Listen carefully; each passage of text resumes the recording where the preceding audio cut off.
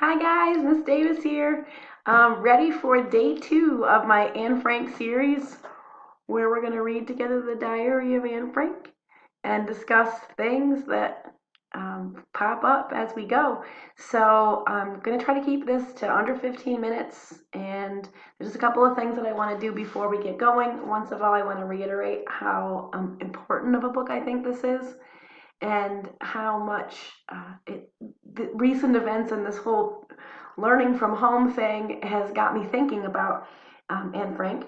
And I think there's a few things before the book starts that I want to start off today by sharing with you. First of all, here's the cover of the Diary of Anne Frank, and then I wanted to show you this picture of Anne at her studies. It's inside the cover of the book.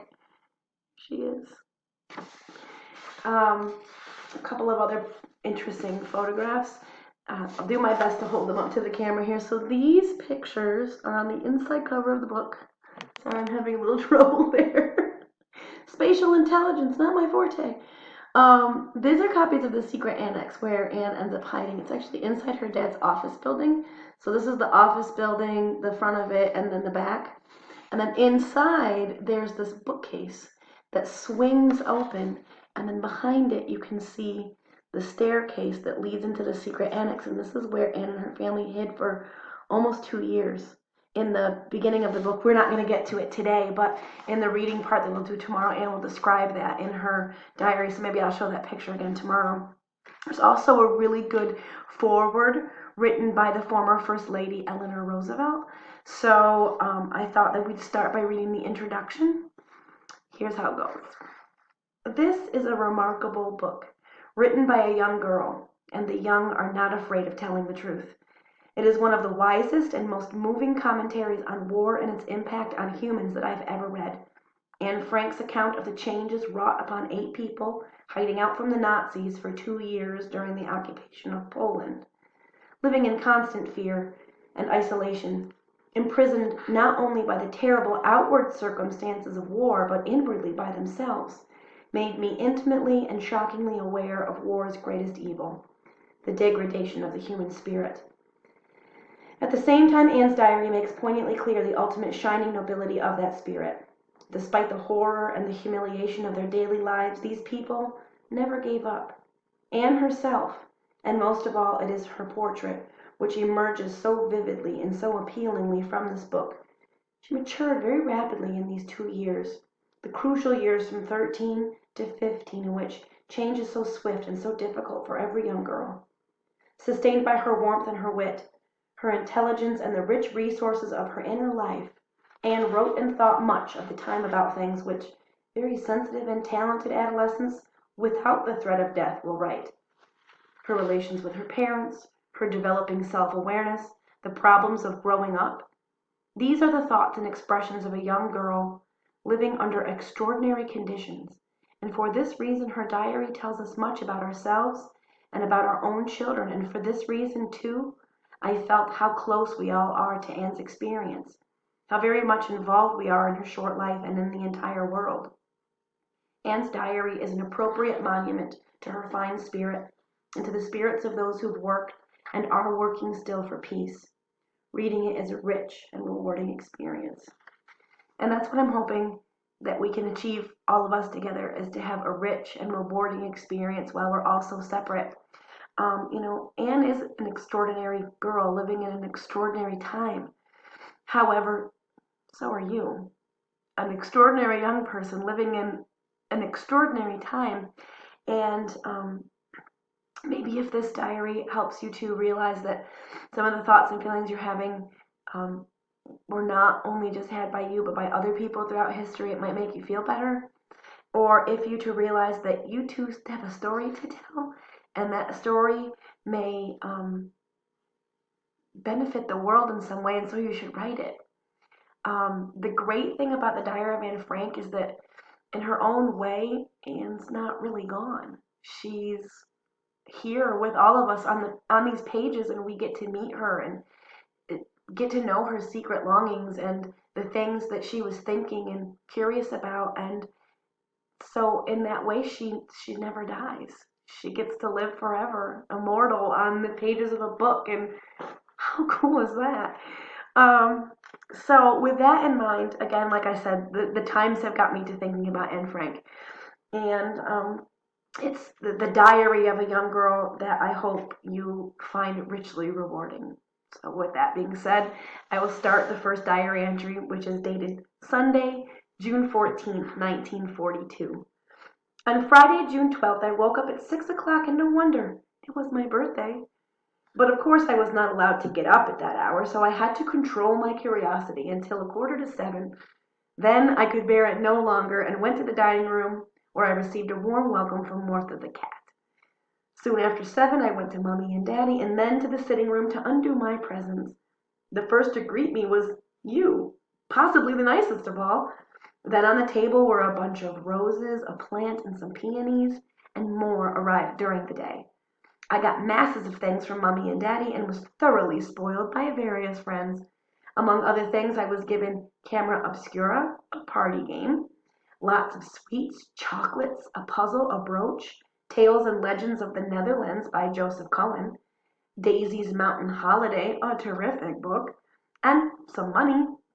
Now I can buy the Myths of Greece and Rome. Grand! Then Lise called for me and we went to school. During recess, I treated everyone to sweet biscuits and then we had to get back to our lessons. Now I must stop. Bye-bye. We're going to be great pals. And that's the conclusion of the first journal entry. She is just like a typical kid. How cute and sweet, excited about her birthday and her presents. And I like her already. Her next entry is Monday, June 15th, 1942. I had my birthday party on Sunday afternoon. We showed the film The Lighthouse Keeper with Rin Tin Tin, which my school friends thoroughly enjoyed. We had a lovely time. There were lots of girls and boys. Mummy always wants to know who I'm going to marry. Little does she guess that it's Peter Russell. One day I managed, without blushing or flickering an eyelid, to get that idea right out of her mind. For years, Lise Goossens and Sana Houtman have been my best friends. Since then, I've gotten to know Jopit DeWall at the Jewish secondary school.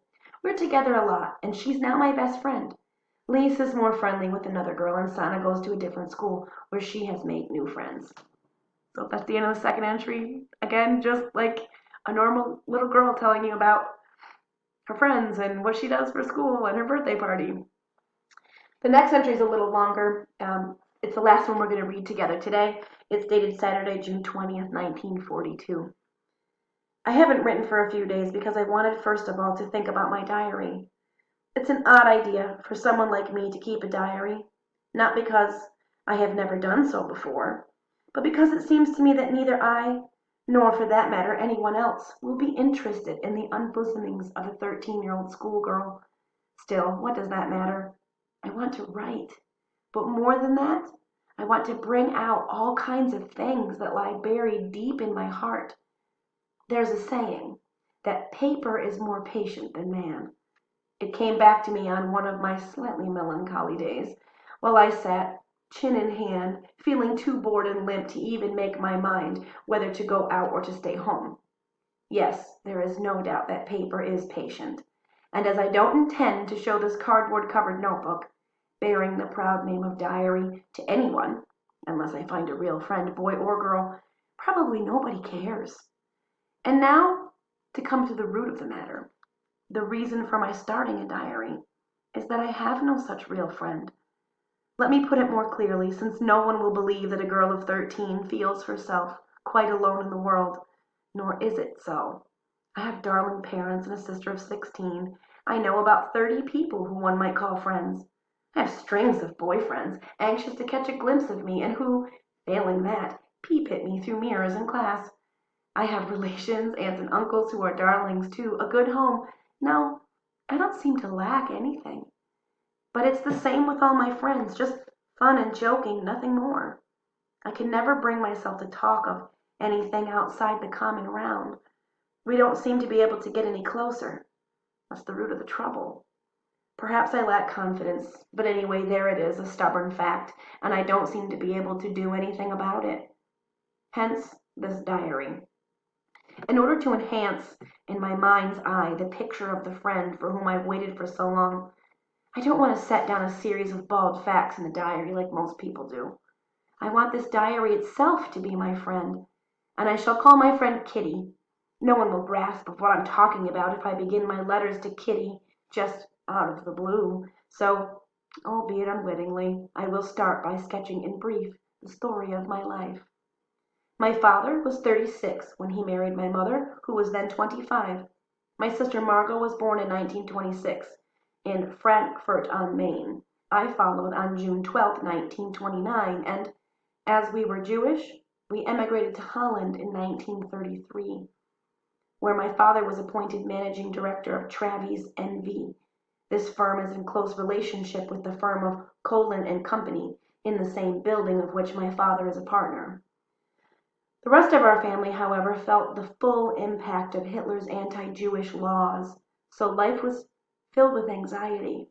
In 1938, after the pogroms, my two uncles, my mother's brothers, escaped to the United States. My old grandmother came to us. She was then 73. After May 1940, good times rapidly fled. First the war, then the capitulation, followed by the arrival of the Germans, which is when the sufferings of us Jews really began. Anti-Jewish decrees followed each other in quick succession. Jews must wear a yellow star. Jews must hand in their bicycles. Jews are banned from trams and are forbidden to drive. Jews are only allowed to do their shopping between 3 and 5 o'clock, and then only in shops which bear the placard, Jewish shop. Jews must be indoors by 8 o'clock and cannot even sit in their own gardens after that hour.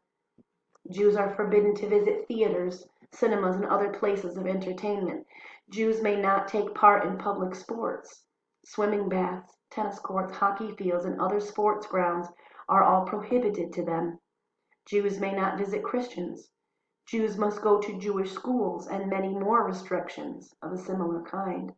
So, we could not do this, and we were forbidden to do that. But life went on in spite of it all. Jopa used to say to me, "You're scared to do anything because it may be forbidden."